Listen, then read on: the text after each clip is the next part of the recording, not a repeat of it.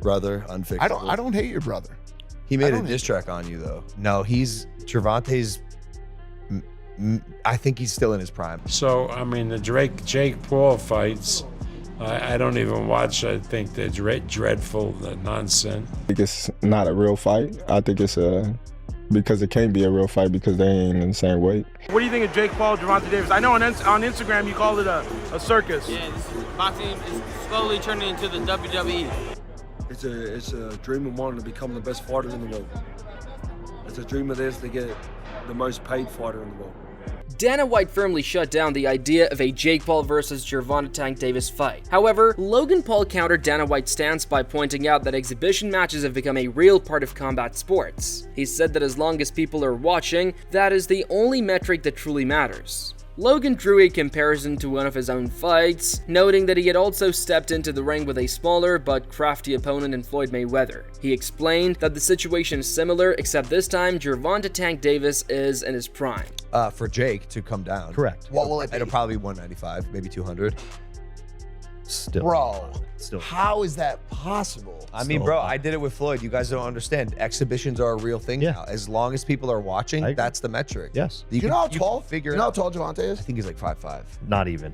He's probably 5'4". Bro, okay, but look, you want to know what's going to happen in that fight? Because I'll tell you too. Tell us. Because I did the same thing. I fought a really crafty, much smaller fighter. His name was Floyd Mayweather. He's a young Floyd, protege of Floyd. In the prime, in his prime. Yes. Well, close, right? No, he's Gervonta's. Furthermore, Logan Paul stressed that the fight would be very dangerous for Jack, but pointed out that Jack would carry the size advantage and more power in his punches because of the weight difference. He stated that even if Tank is a very slick fighter, one heavy, well-connected hit from Gervonta could end it all. This is a dangerous one for Jake. He needs to do it, though. This is a dangerous fight for Jake. The kid has got balls the size of Manhattan. 8 miles. But Floyd, Jake's a very heavy hitter. He's much bigger than Gervonta. Gervonta's technical expertise, his speed, his precision, the fact that he's a counter striker are dangerous facts that make me think that Jake's really got to lock in for this one. On the contrary, if Gervonta feels a couple big Jake Paul shots, because getting hit by a bigger guy has significance and holds a lot of weight in boxing, and if Jake is able to connect with Gervonta. Meanwhile, Dana White clarified that he does not hate Jake Paul, but pointed out that what stands out most about him is the amount of trash talk he has done, more than anyone else in the fight game. Dana acknowledged that Jake often faces backlash for staging so-called fake fights, but stressed that the real issue is that both Jake and Logan Paul need to face opponents their own size. He made a diss track on you, though. You know what's funny about your brother?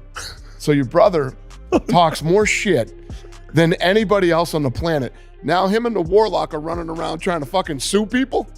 They're trying to fucking sue people when people talk shit. Well, and the Nelk Boys brought this up to me, and you know, I'm sure there's people out there saying, you know, that they're fake fights, they're fixed, and all this other fucking bullshit. But I think what people mean when they talk about it is, you know, he's gonna fight fucking Gervonta Davis. It's like when who do you got? You guys need to fight guys your fucking same size. You know what I mean? When you fought Floyd, you are massive. You're a massive fucking dude. Floyd's tiny. And I'm sure when you were— In addition, White stated that while Gervonta Davis hits harder than Floyd Mayweather, his size works against him. He explained that Jake Paul could simply use his own weight advantage to rush in and bully Tank. At the same time, Dan acknowledged that Jake is out there doing his thing in boxing, but added that it's ironic how Jake dishes out trash talk yet struggles to take criticism, even resorting to suing people over claims of fake fights. I think hits way harder than Floyd, but he's too small. I mean, your brother's gonna be able to, you know, get inside on him, put his weight on him, tie him up. But I don't hate your brother. Your brother's out there doing his thing.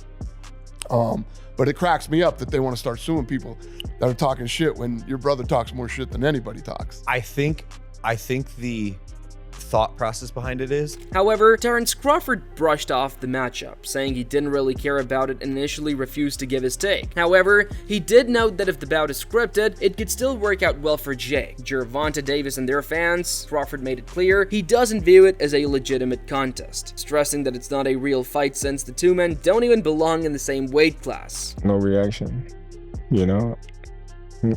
I don't know what's going to happen with a 135 pounder going up against a 200 pounder. You know, if it's scripted, then it's gonna be good for the fans to watch.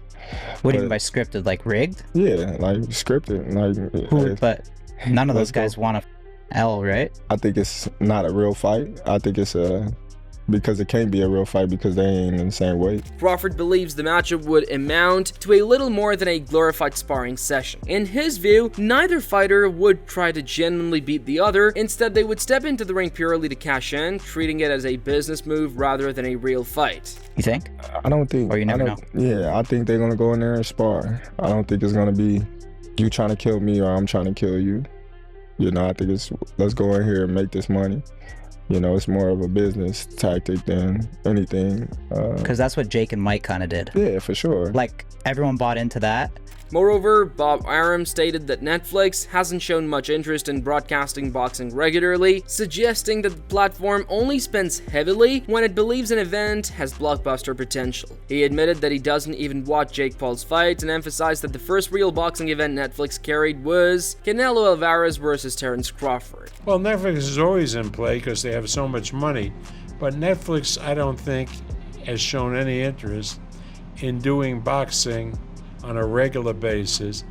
They would rather spend a lot of money for what they believe to be a blockbuster event and show it that way. So, I mean, the Jake Paul fights, I don't even watch. I think they're dreadful, the nonsense. I mean, Canelo Crawford is, I think, the first real fight that they've had on Netflix, but it's clearly a big fight. And worldwide, it's going to get a huge audience. In addition, Bob dismissed the matchup outright, calling the entire fight stupid and pointing out that Jake Paul is nearly twice the size of Gervonta Davis. He openly questioned the legitimacy of the bout. No, isn't that stupid? I mean, Jake Paul is twice the size. I mean, how do you make a match like that?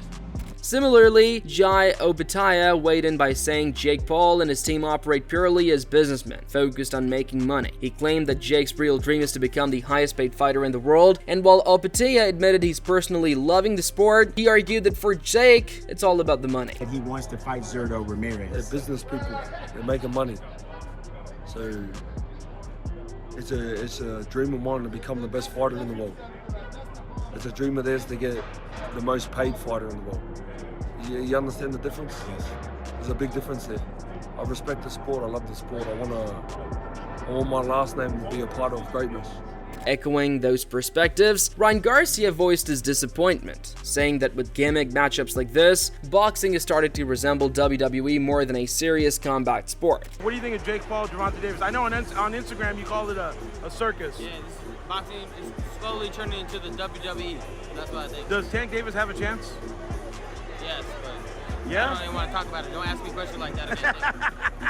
On the other hand, Ariel Helwani said that if it were up to him, he would prefer to see Jake Paul face Anthony Joshua since they are closer in size.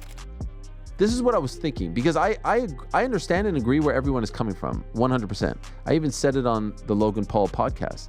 I said, if I have to choose between Jake versus Joshua or Jake versus Tank, I'm taking Jake versus Joshua just because they're closer in weight.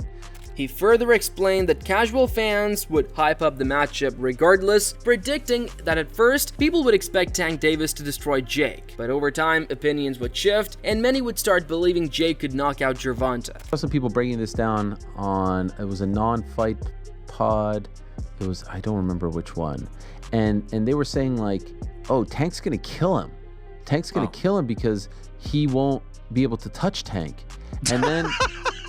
Okay. It's kind of like the Tyson thing again, though, right? Like when it reminded me of that, but it also reminded me of like, oh, in barbershops across the world, people, or at least the country, people will talk about this and be like, oh, Tank's gonna kill him because he will not get hit, and then it'll be like, no, Jake's gonna kill him because he knocks people out because they think that he is the highest level if you don't really follow boxing, and he's 200 pounds as opposed to 135 pounds. Additionally, Helwani commented that Tank Davis would not take the idea of losing to Jake Paul lightly, especially while still in his prime. He pointed out that Tank already had a strong storyline developing with Lamont Rowe Jr. as his rival, making a potential loss to Jake even harder to accept. Period. Like he has no losses. He has one draw. And I think, by the way, that's part of the reason why the boxing community doesn't like this is because the Roach rematch. The plan was always you beat Roach and then you fight Jake over the summertime, and then the Roach thing happened and it screwed everything up. And so Roach is upset, and rightfully so. He was going to get paid a shitload of money, and maybe he still gets it. There he is saying he's ducking. And so if you're a boxing fan, you're like, what? There's a great fight right there. Like, we finally have you in some sort of rivalry. Like, go, take that fight. He doesn't take the fight. He takes the Jake Paul fight. But I don't think he's going to be okay with the idea of him losing to Jake Paul. It's certainly not in his prime. Is there a chance that he, by the way, being the year, remember, he said, I'm done in 2025. Is there a chance that he takes this fight and then disappears? I also have a hard time believing that. Additionally, Terrence added that Jake Paul is simply too big for Gervonta Davis. While acknowledging Tank's talent and explosiveness, he stressed that the weight difference would be far too much for Davis to handle. That fight, yeah, I didn't like that one. Jake too big for Tank, you know? In reality, he's way too big for Tank. Like, Tank is very talented, punch hard, explosive,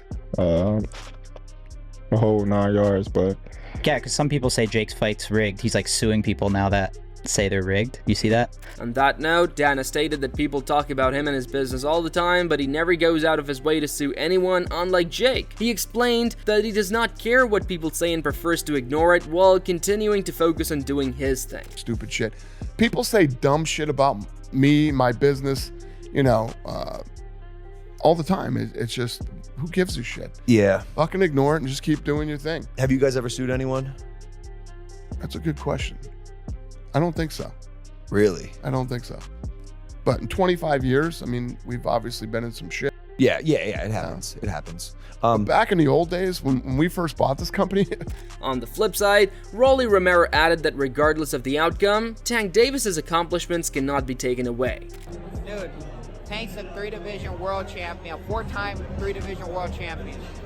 At the end of it, bro, you can't take anything away from him. Bro, you can't be mad at somebody for doing what they feel is best for them. It's the same way Roach feels Tank is the best option for him. Same way that Stevenson thinks Tank's the best option for him, or like all that stuff, right? At the end of it, bro, we just want to do what's best for ourselves, right? Facts. Right or wrong? Facts. So just do. At the same time, Rolly highlighted the major weight difference between Jake Paul and Gervonta Davis, but predicted that both fighters would start fast and come out swinging from the opening bell. He also praised Jake for his dedication, noting that Paul always gives 100% in training camp. Tank or Jake, that's a hard one, bro. That weight class difference is weird. Manny or Rolly, I got Manny. Like he works hard. Like bro, he trains, does full camps. Like, bro, it's not like these YouTube dudes who like go to the boxing gym like for like 2 weeks and think that they're gonna like, no, he trains, does a full camp, strength and conditioning, sprints, everything, you know, spars nonstop, all that stuff, right? He trains like a real pro fighter. Has some legit. But you know why he trains like a real pro fighter? Why? Because he is a real pro fighter. Building on that, Shakur Stevenson didn't hold back, calling Jake Paul versus Gervonta Davis a terrible fight. He acknowledged the money factor, saying he understands the business side where fighters chase the biggest paydays. Still, Steven argued that Tank could have made big money by fighting him instead. That said, he predicted Davis would beat Jake Paul convincingly, citing the immense skills Tank has in his arsenal. What do you think of that? I think that's terrible. Why? I mean, I get it, because at the end of the day, it's the money business, and you want to make the most money, but from what I'm hearing, he can make more money in a fight with me, and if that's the case, why not fight me? Sure. Do you think he beats Jake Paul? Do I think he beats Jake? Yeah, I mean... There's a huge size advantage, though. It is, but I think Tank got the skills to make sure he come out on top. Do you think that Jake has gone better?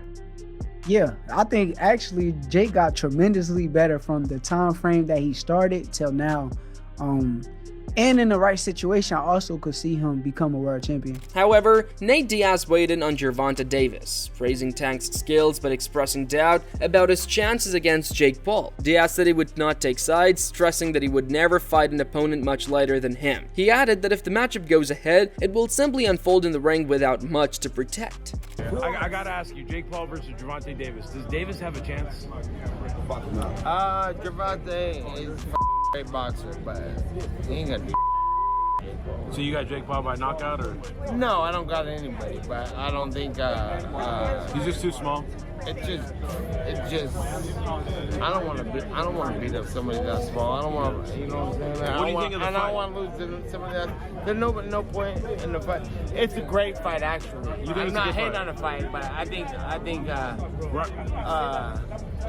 my thoughts on it is let's watch and see what happens. Ryan Garcia said that boxing is turning into WWE. Yeah, with that type of matchup. Do you agree? Building on that, Tony Ferguson added that Jake Paul is generating all the buzz, and whether the publicity is positive or negative, it will still draw a massive audience. I said it before, good publicity, bad publicity, as long as it's publicity, people are going to watch and hate or whatever, it's going to go and it's going to draw numbers. I mean, shit. I mean, if you get the fight going and it does happen, I mean, props to everybody. It's going to be interesting. You know, David versus Goliath.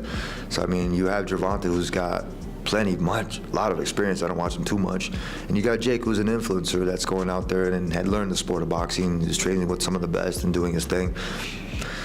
I'm not saying it's a mismatch, but damn, box somebody your own size. Meanwhile, Eric Jackman said that the brilliance of the Jake Paul versus Tank Davis fight is that it would be aired on Netflix. He explained that it does not matter who Jake is fighting because he will always draw the eyeballs he needs. Jackman added that Jake and his promoter, Nakisa Bedrayan, continue to make smart business moves that keep him ahead in the fight game. Was that the brilliance of Netflix says they want it. That's the brilliance of all of this is Jake Paul having Netflix go, we sign off on this, we want to air it, let's do it. That's all he needs. It doesn't matter who the opponent is because he is getting the eyeballs that he needs. Him, Nakisa, MVP, they make smart business moves. Because if you're fighting lower level guys, you're fighting on DAZN pay-per-view. You're fighting on DAZN, or you're just in a hall in Florida fighting a guy that nobody's ever heard of. Like, what's the benefit? According to that, Teddy Atlas said the fight brought back memories and a strong sense of deja vu, comparing it to Logan Paul's exhibition against Floyd Mayweather. He admitted that despite the criticism such matchups often face, these types of fights gain a lot of traction with the general public.